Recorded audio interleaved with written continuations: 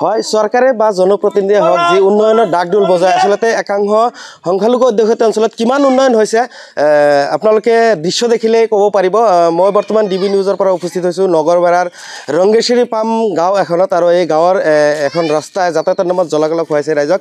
মোৰ সহযোগী প্ৰথমে মই দৃশ্য দেখাবলৈ অনুৰোধ জনাম। আপোনালোকে চাইছে এখন ৰাস্তাৰ দৃশ্য। আপোনালোকে পথাৰ বুলি ভাবিব প্ৰথমতে, কিন্তু এইটো পথাৰ নহয়, আচলতে ৰাস্তা আহে মানুহ যাতায়াত কৰাৰ কাৰণে ৰাস্তা। আৰু যাতায়াতৰ ক্ষেত্ৰত জামৰ যতনত ভোগ কৰিবলৈ গৈ হৈছিলে এই অঞ্চলৰ ৰাইজে যে ইয়াত স্থানীয় একাংশ আছে তেওঁলোকৰ পৰা কিছু কথা জানিবলৈ যত্ন কৰিম। কি ক'ব এনেকুৱা ৰাস্তা কদৰ্যময় ৰাস্তা কিমান দিনৰ পৰা কেনেকুৱা অসুবিধা হৈছে আপোনালোকৰ? এতিয়া ৰাস্তাটা মানে কি বহুদিন হ'ল আমাৰ এইটো ৰাস্তা মানে এনেকুৱা অৱস্থা হৈ আছে। কোনো প্ৰতিনিধি বহুত আহিল গ'ল, তাৰমানে কোনো প্ৰতিনিধিয়ে তাৰমানে আমাৰ এই গাঁৱৰ তাৰমানে চকু নেদে এনেকুৱা অৱস্থা। যদিও কাৰোবাৰ ওচৰত গৈছোঁ আমি 2-3বাৰকৈ, তথাপিও মানে কোনো কাণ সাৰে নকৰে। তেতিয়া মানে এনেকুৱা বোকা হৈছে, ঘৰৰ পৰা ওলাই মানে ৰাস্তাত যে ওলাম সেইটো অৱস্থাই তাৰমানে নাই। কিমান দিনৰ পৰা এনেকুৱা হৈ আছে? এইটো আপোনাৰ প্ৰায় 10 বছৰে হ'ল এনেকুৱা অৱস্থা হৈ আছে। কোনো প্ৰতিনিধিয়ে কাণ সাৰ দিয়া নাই? আপোনালোকে অৱগত কৰিছিল? আমি অৱগত কৰাইছিলোঁ বহুকেইজনক, কিন্তু কোনো কাণ সাৰে নিদিলে সিহঁতে। বিভাগীয় কৰ্তৃপক্ষৰ ওচৰত তাৰমানে সেনেকুৱা আমি ছিষ্টেমত যোৱা নাই। চৰকাৰৰ আহ্বান জনাওঁ যে তাৰমানে চৰকাৰে যাতে আমাৰ এই ৰাস্তা ফালৰ পৰা অলপ চকু দিয়ে। যিহেতু MLA 10 বছৰ কাৰ্যকাল প্ৰায় অতিক্ৰম হ'ল, MLA তো আমাৰ এইফালে অহাই নাই। তেওঁক আপোনালোকে অৱগত কৰাইছিল? MLA জানে, MLA অৱগত কৰাইছোঁ মই। গুৰুত্ব দিয়া নাই। হয়, ক'ব লাগিব ইয়াৰ স্থানীয় ৰাইজে গুৰুতৰ অভিযোগ উত্থাপন কৰিছে। দীৰ্ঘদিনৰ পৰা এনেকুৱা সমস্যাত ভুগি আছে। বিভিন্ন জনপ্ৰতিনিধিক তেওঁলোকে অৱগত কৰিছে যদি তেওঁলোকে কোনো কাণসাৰ কৰা নাই বুলি গুৰুতৰ অভিযোগ উত্থাপন কৰিছে। আৰু বিধায়িকাৰ 10 বছৰ কাৰ্যকাল প্ৰায় শেষ হওঁ অৱস্থা। এনেকুৱা সময়ত তেওঁৰ সমষ্টিত কেনেকুৱা উন্নয়ন হৈছে হয়তো এই ৰাস্তাখনে চাই আপোনালোকে অনুমান কৰিব পাৰিব।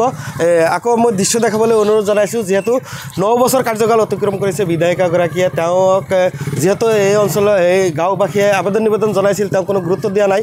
আৰু এতিয়া নিৰ্বাচন আহিছে, হয়তো বিভিন্ন প্ৰতিনিধি আহিব আৰু প্ৰতিনিধিসকলে নিজৰ ভাষণৰ ফুলজাৰি মাৰিব, ৰাইজৰ মাজত ভোট খুজি আহিব। এই দৃশ্য আপোনালোকে নিশ্চয়কৈ গম পাইছে যে বিধায়িকা নন্দিতা সমষ্টিত কেনেকুৱা উন্নয়ন হৈছে। আৰু একাংশ পথচাৰী আছে, মই তেওঁলোকৰ পৰা কিছু কথা জানিবলৈ যত্ন কৰিম। আপোনাৰ ঘৰ ইয়াতে? হয়। কেনেকুৱা অসুবিধা হৈছে যে ৰাস্তা? অসুবিধা মানে আমি এইখিনি যাবই নোৱাৰোঁ, আহিবই নোৱাৰোঁ, কোনো ৰকম পাৰ হৈ আহিলোঁ। কি ক'ব যি এনেকুৱা বোকাময় ৰাস্তাত?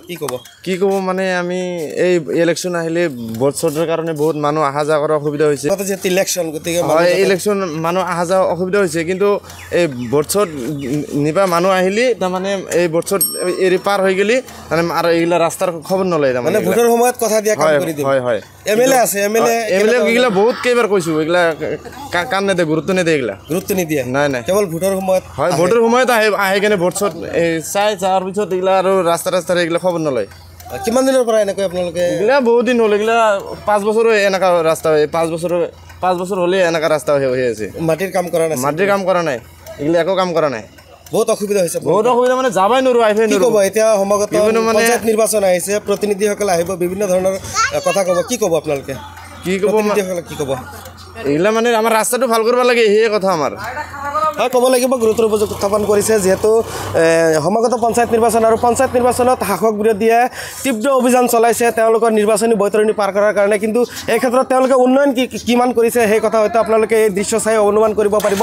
আপোনালোকে মোবাইল স্ক্ৰীণত যি দৃশ্য চাই আছে, ডিবি নিউজৰ দৰ্শকসকলে যি দৃশ্য চাই আছে, আপোনালোকে সেই কথাটো অনুমান কৰিব পাৰিব যে কিমান উন্নয়ন হৈছে বিধায়িকা নন্দিতা সমষ্টিত। স্থানীয় একাংশই অভিযোগ উত্থাপন কৰিছে যে তেওঁলোকে বহুতবাৰ আবেদন নিবেদন কৰিছে যদিও এতিয়ালৈকে তেওঁলোকে কোনো ধৰণৰ গুৰুত্ব দিয়া নাই। গতিকে আমাৰ এই প্ৰতিবেদন প্ৰকাশ পোৱাৰ পিছত বিভাগীয় কৰ্তৃপক্ষ বা জনপ্ৰতিনিধিসকলে কি দায়িত্ব লয় বা কি ব্যৱস্থা গ্ৰহণ কৰে সেয়া হ'ব লক্ষণীয়।